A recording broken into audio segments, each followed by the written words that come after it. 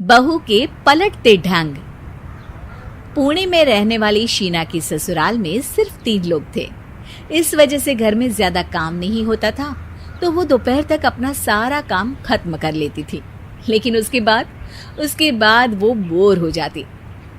इस वजह से उसने शिनचैन कार्टून देखना शुरू कर दिया, जो धीरे धीरे उसके व्यवहार पर इतना इफेक्ट करता गया कि वो खुद भी शिनचैन जैसी ही बातें करने लगती है।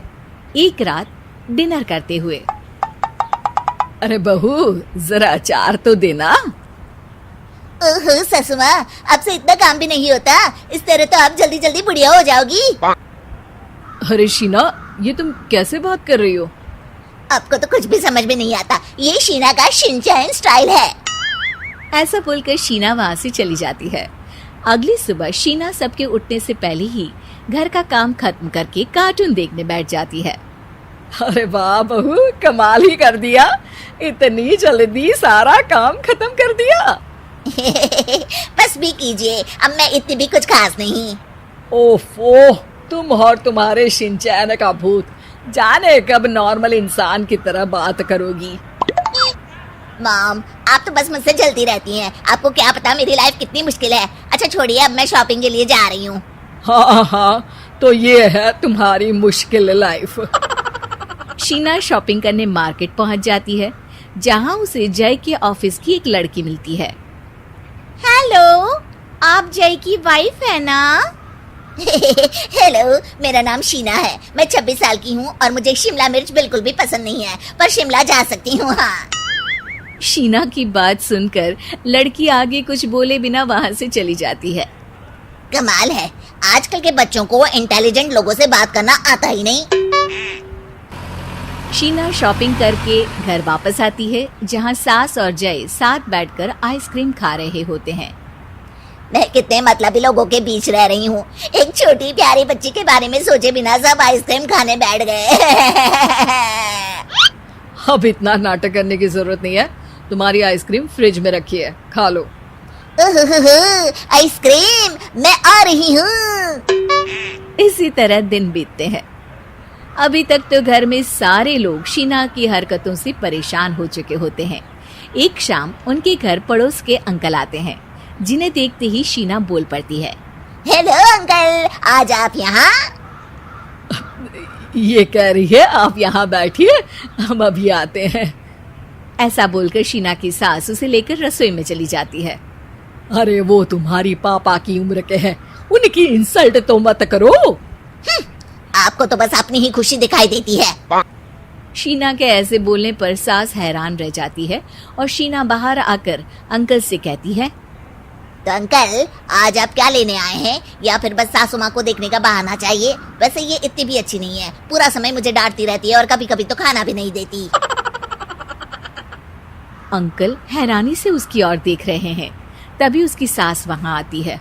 अरे शीना, इतना झूठ मत बोलो, मैंने कब तुम्हें खाना नहीं दिया? अरे ऐसा बोलोगी तो तुम्हें आज रात का खाना सच में नहीं मिलेगा। देखा, मैंने कहा था ना, बच्ची पर जुल्म करती है। आप मुझे अपने घर ले चलो अंकल। इस तरह दोनों सास बहू में तू मैं शुरू हो जाती है, जिसे देख अंकल तो डर कर भाग जाते हैं, लेकिन वो दोनों चुप ही नहीं होती। रात को जय के घर वापस आने पर सास उसे शीना की सारी बात बताते हुए कहती है, अरे इसके सर से कार्टून का भूत तो उतारना ही पड़ेगा। मौका या वक्त कुछ देखती ही नहीं, बस बकवास शुरू कर देती है। बात तो आपकी सही है, पर क्या करेंगे? अरे कार्टून देखकर ऐसी बनी है तो इसकी कार्टून ही बंद कर दो। हाँ, कार्टून बंद करके कुछ समझदारी वाली चीजें दिखाते हैं। जियोग्राफी दिखाना शुरू कर दो ना, क्या पता कुछ अकल आ जाए। हाँ, नाइस आइडिया माँ। इस पर जय केबल टीवी पर ज्योग्राफी छोड़कर बाकी सारी चैनल बंद करवा देता है, पर शीना भी किसी से कम नहीं होती। ओहो पतिदेव, अपने आप को बहुत स्मार्ट समझते हो। शीना मोबाइल पर YouTube ऑन करके उस पर शिनचैन देखने लगती है। शीना की इस स्मार्टनेस को देखकर जय तो बेचारा सर खुजलाता ही रह जाता है। हमने इसे जरूरत से ज्यादा अंडर एस्टिमेट कर दिया, अब क्या करें माँ? अरे इंटरनेट बंद करवा दे बेटा। शीना को कार्टून की दुनिया से बाहर निकाल वापस इंसान बनाने के लिए अब जय इंटरनेट भी बंद करा देता है, जिससे शीना परेशान हो जाती है। सब मेरी खुशी से जलते हैं, पर अब क्या करूं? शीना सोच में पड़ जाती है, लेकिन कोई आइडिया नहीं मिलता, जिस पर मजबूरी में वो ज्योग्राफी देखना शुरू कर देती है। लगता है अब कुछ ही दिनों में इसके सिर से शिनचैन का भूत उतर ही जाएगा।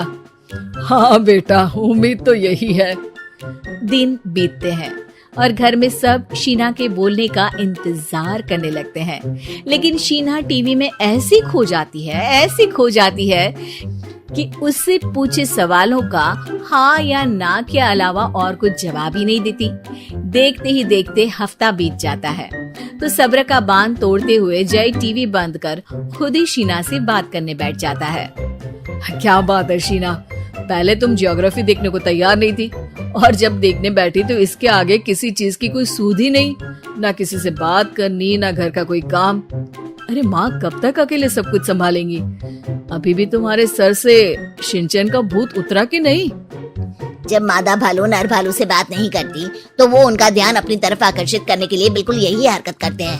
तुम नर भालू हो।